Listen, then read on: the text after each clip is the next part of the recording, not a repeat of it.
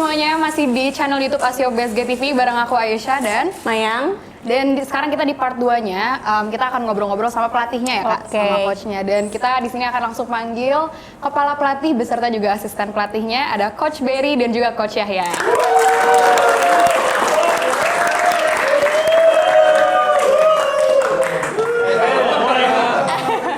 Ini nggak Jauh.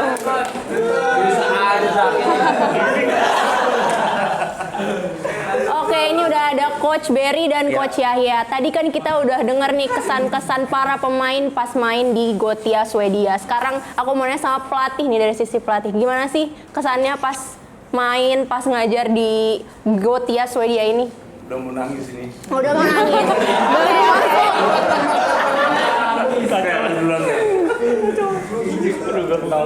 Oke ya, terima kasih.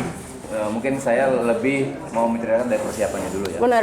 Karena kalau menurut saya sebuah hasil itu tidak mungkin kalau tidak dirancang. Jadi persiapan yang kita siapkan ini meliputi dari kerjasama tim maupun kekompakan dari official. Jadi kita memang sudah buat simulasi bagaimana yang akan terjadi di sana, kita sudah buat di Indonesia. Oh, sudah dibuat jadi ya. Seperti itu. Mungkin kalau misalnya ibaratnya ya, kalau saya ya membangun tim itu seperti membangun rumah. Saya harus tahu dulu kondisi seperti apa. Saya bentuk dulu gambar rumahnya, ya, saya bentuk dulu gambar rumahnya seperti ini. Saya mau seperti ini loh, gitu ya. Baru kita buat perencanaannya. Ya. Dari cerita perjalanan memang ini sangat luar biasa ya kalau menurut saya. Gothia Cup ini banyak memberi pelajaran penting buat kita semua ya, terutama para pemain ini, karena kita di sana diajarkan mandiri. Ya, mulai dari persiapan menyiapkan peralatan yang mungkin sebelumnya mereka di rumah walaupun sudah 14-15 tahun waktu itu masih disiapkan orang tuanya. Saya percaya itu. Masih ada yang kayak gitu. Jadi di sana benar-benar enggak ya, benar-benar mereka menyiapkan peralatan pelatihan mau pertandingan juga sama, mereka siapkan sendiri.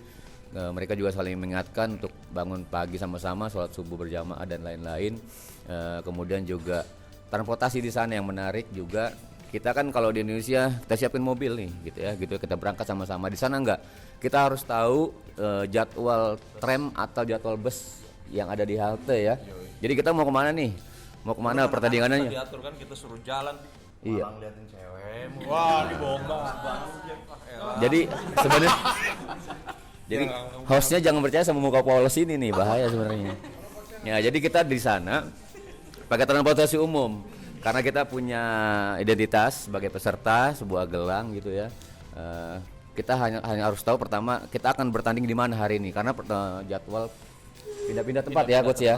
Pindah-pindah tempat. Bahkan kita harus dalam tahu. satu kompleks itu lapangannya ada sekitar puluhan lah ya. Betul ya, kita cuma dikasih buku panduan kalau misalnya mau ke lapangan ini naik tramnya ini gitu ya. Kita semua persiapkan dengan baik, kita perhitungkan jadwalnya, waktu perjalanannya.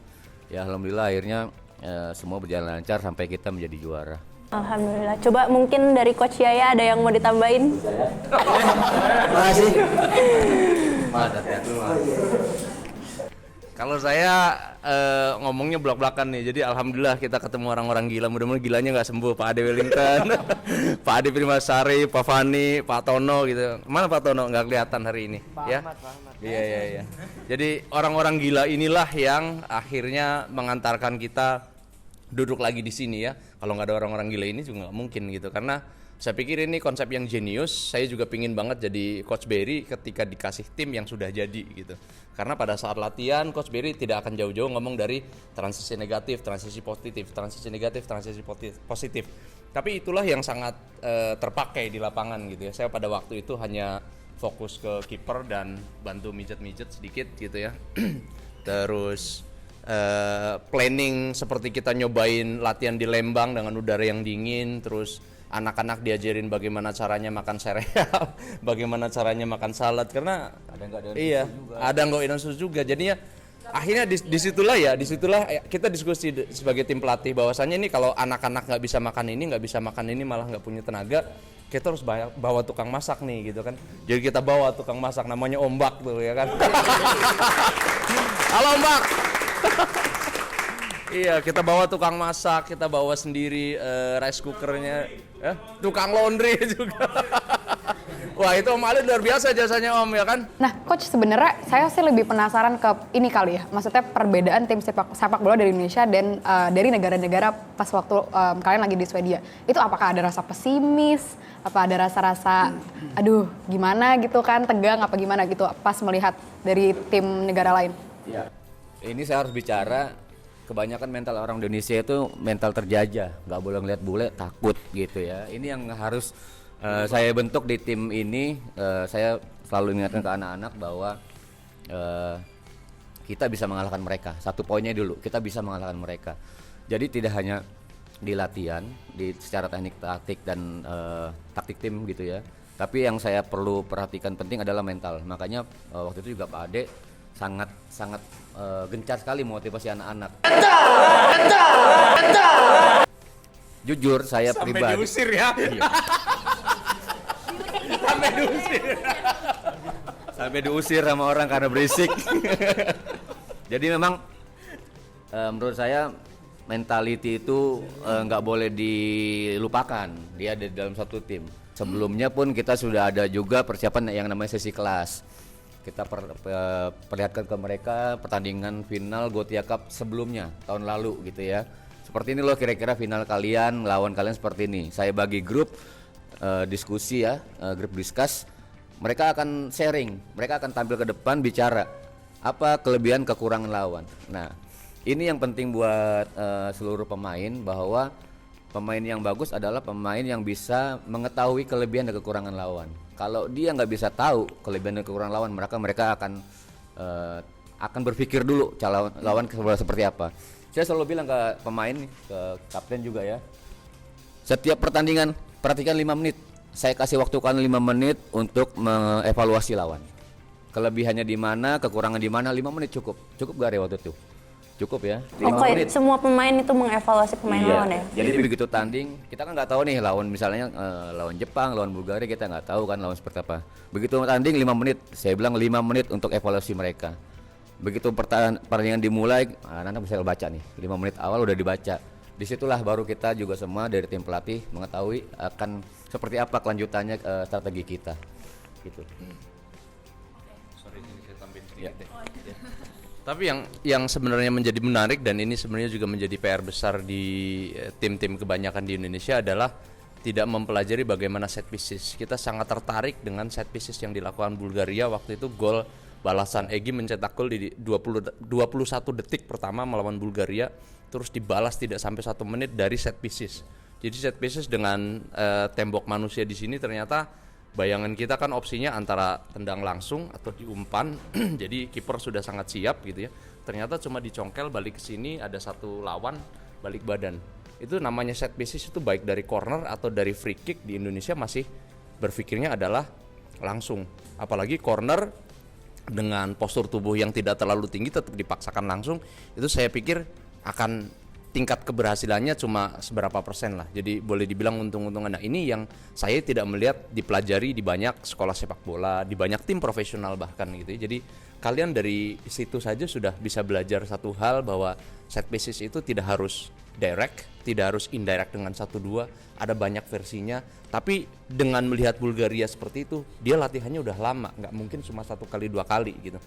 Tim ini bukan termasuk tim instan karena mereka sudah banyak ketemu, walaupun ada tambahan pemain seperti Hilmi, ada Egy dan lain-lain, tapi nyatunya cepat karena chemistry di tim ini terbantu dengan akrabnya anak-anak dari sebelumnya. Jadi salut sekali dengan Coach Berry dan manajemen Asiop yang sudah memberikan itu. Kedua, ketika kita melihat Jepang, hampir tidak mungkin saat itu, saya tidak melihat karena waktu itu saya pegang catatan gitu ya. Saya tidak melihat ada long pass yang terlalu dipaksakan. Jadi semuanya bermain short passing game. Nah, itu juga yang menjadi pressure sebenarnya buat anak-anak gitu ya.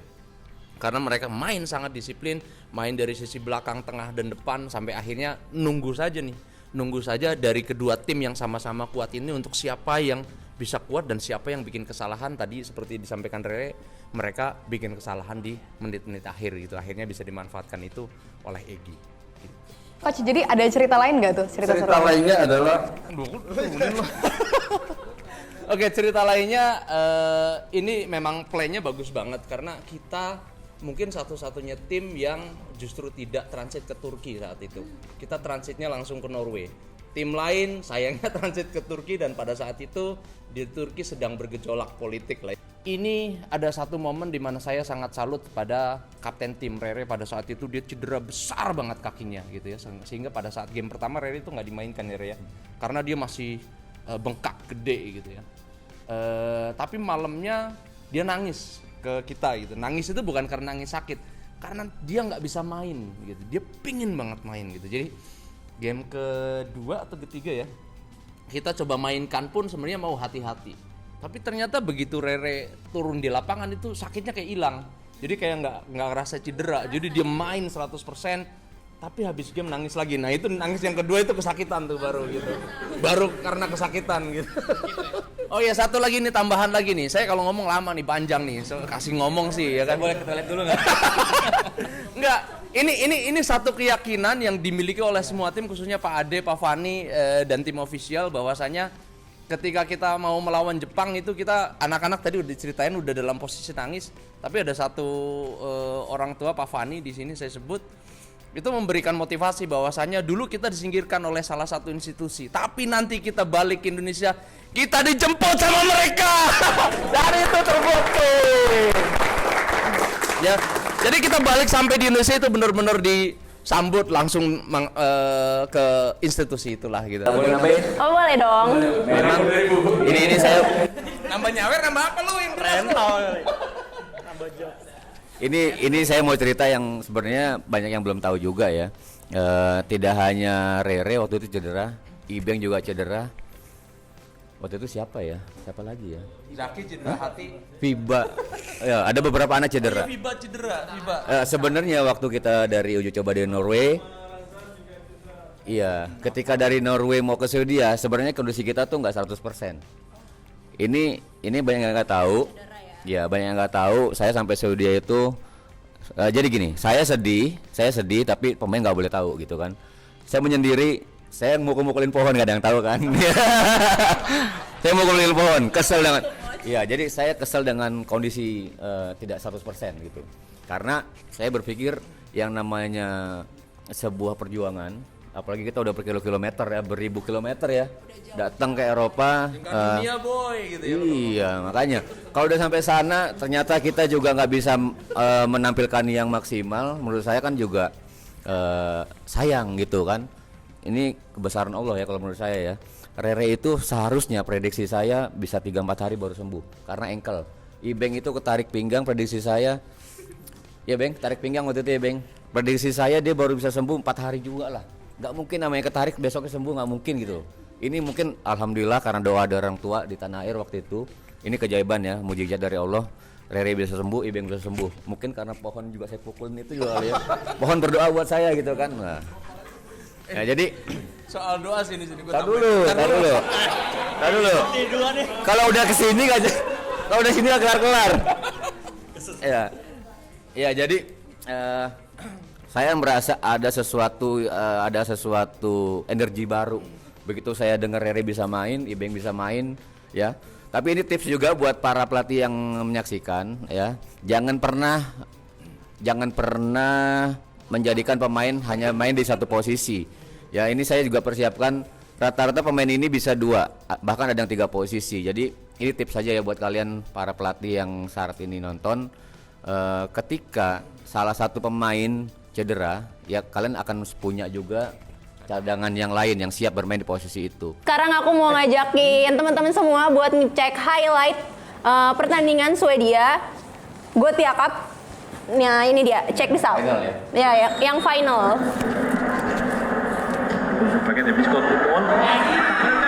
Oh ini gol pertama. Gol pertama dicetak oleh Zaki ya.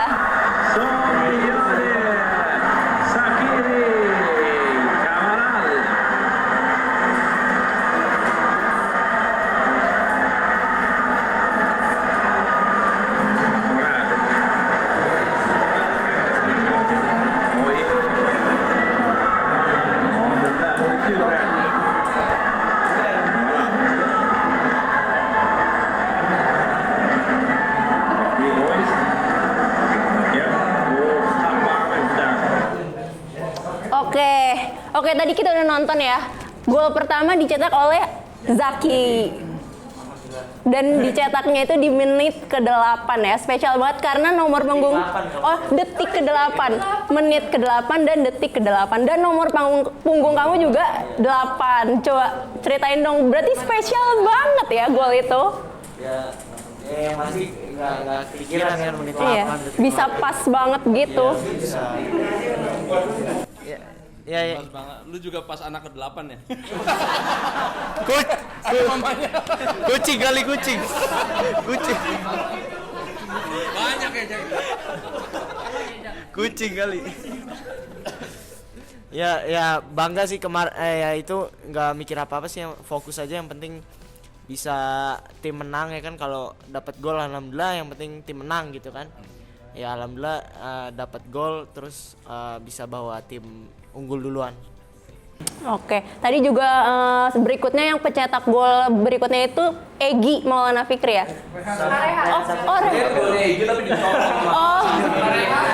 Gol. Oh, Rehan berarti. Jadi yang mana nih? Oh, Safi berarti. Coba gimana ceritanya? Ceritanya gimana?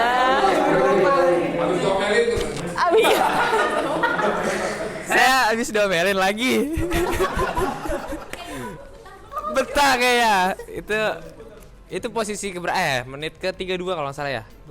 26 nah ini itu saya baru banget masuk Kak. Baru banget masuk di gantiin siapa sih? Gantiin lu ya Mi? Gantiin Ilmi. Iya dari cadangan saya baru masuk. Itu free kick ke kiper kita kan, ke Pancar. Terus bola balik lagi ke gawang lawan. Itu saya baru banget masuk gitu. Pas banget masuk. Nah, itu baru banget masuk. Nah, itu sebenarnya saya mau gol tembok. Itu Kak. Ya alhamdulillah ya, Tuhan kasih saya rezeki golin di situ. Gol tembok. Itu gol itu di negara orang saya, aduh ya Allah. Langsung fotonya viral seminggu. Itu kan ceritanya. Tapi saya jujur lagi boleh nih. Saya nangis di kamar mandi. Kesel sama Made.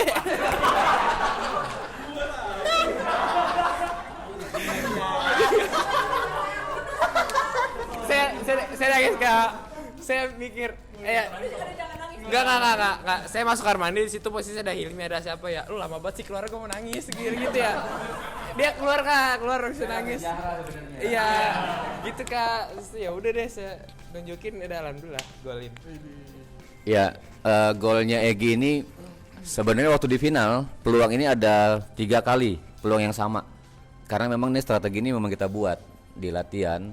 Dan Egy itu saya tahu dia punya kecepatan, makanya dia istilah di pelatih tuh kita gantung dia di atas, kita gantung. Jadi nggak apa-apa lawan serang, kita tunggu, begitu dapat bola Egy udah siap di depan nih. Karena Egy punya kecepatan, itulah kelebihannya dia. Kita berikan bola long pass. Itu sebenarnya ada 3 kali kalau nggak salah peluang itu ya. Ada tiga yang satu kebentur jarang nonton pas ini. Satu kebentur kiper, yang kedua dilewatin kiper, yang ketiga jadi gol. Ada 3 peluang yang sama sebenarnya, cuma yang jadi gol 1 di babak final. Ya ini. Oh ini ya. Iya. Iya, dia memang ditempatkan sendiri di depan ya. Ya, kita mengandalkan kecepatan Egy. Oke.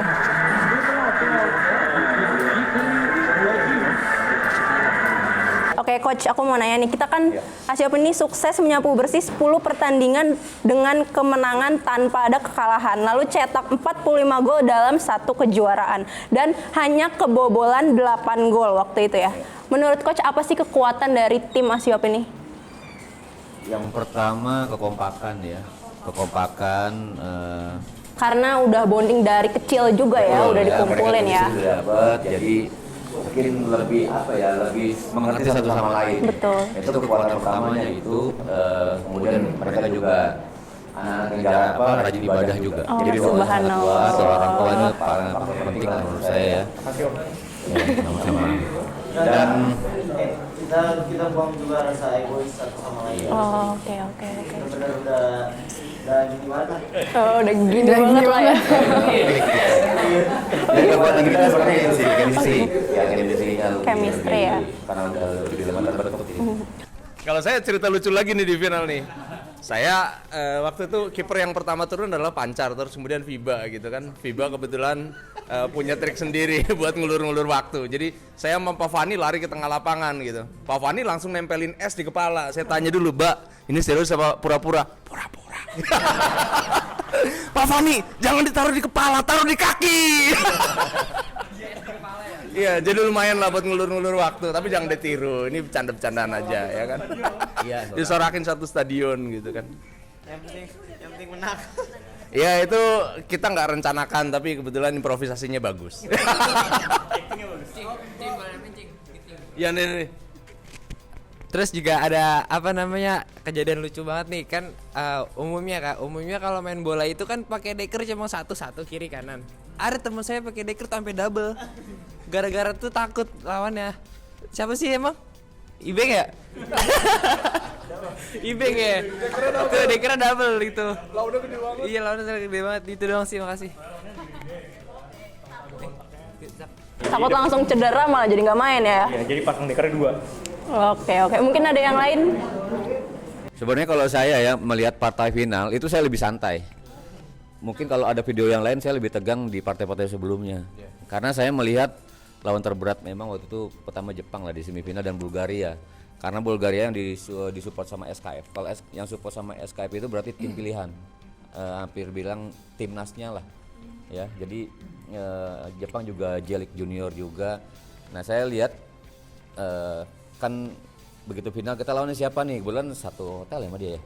Satu sekolah ya. Kita udah pernah sudah pernah lihat lah tim dia bermain. Saya lebih santai di final. Justru kalau saya mau menceritakan ketika kita persiapan yang 1 hari 3 pertandingan atau hari 3 pertandingan itu yang menurut saya paling berat dan menguras emosi juga, dan itu saya juga bisa dibilang paling stres lah sebagai seorang pelatih, paling stres saat itu. Namun saya nggak mau menunjukkan lah di depan pemain. Tetap saya muka ceria depan pemain harus seperti itu. Kalau mental saya jatuh, pemain saya nggak boleh jatuh mentalnya. Justru saya harus motivasi. Walaupun saya saat motivasi pemain, sebenarnya saya juga harus motivasi sebenarnya gitu kan. Nah ini Tisu mana tisu? Jangan nangis. Iya. Jadi kan apalagi waktu itu Pak Ade juga udah bilang kita udah jauh terbang, sudah sampai partai final gitu kan, apalagi ini suatu sejarah kebanggaan kalau kita sampai bisa juara, kira-kira gitu. Waktu itu pesannya Pak Ade kayak gitu. Saya sampaikan ke anak-anak, kalau bukan sekarang kapan lagi gitu. Kalau misalnya ini kita nggak ambil kesempatannya, berarti kita belum tentu mendapatkan kesempatan berikut. Karena kesempatan ini kan juga merupakan awal kita berangkat dan langsung juara gitu kan. Kalau misalnya kita udah berapa kali kesana baru juara, mungkin ceritanya biasa. Tapi kalau namanya kita baru datang langsung juara, apalagi sebelumnya belum ada tim Indonesia yang pernah juara gitu, dan sampai sekarang belum ada. Mohon maaf. Nah, jadi bukan apa-apa. Jadi memang inilah seharusnya bisa menjadi motivasi yang lain ya, bukan hanya adik-adik di Asiop. Sebagai orang Indonesia seharusnya juga harus menjadi motivasi buat seluruh warga Indonesia bahwa sesuatu itu bisa kita capai dengan semua perencanaan yang matang. Sekali lagi saya terima kasih sama Pak Ade Wellington, Pak Ade Primasari, Pak Fani. Mereka bos-bos yang mau bekerja sebagai pekerja yang harusnya dikerjakan oleh Kitman. Mereka sangat welcome pertama dan mempersilahkan anak-anak tidur di restorannya.